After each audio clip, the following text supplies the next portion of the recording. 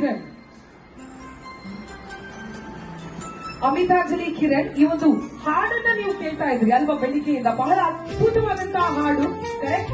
ನಮ್ಮ 4 ಜನ ರಿಸೋರ್ಟ್ ಪರ್ಸನ್ಗಳು ಕೂಡ ಹೇಳ್ತಾ ಇದ್ರು ಬಹಳ ಅದ್ಭುತವಾದಂತಹ ಹಾಡು ಅಂತಾಗ ಲಿರಿಕ್ಸ್ ಅನ್ನ ಬರೆದವರು ಅಮಿತಾಂಜಲಿ ಕಿರಣ್.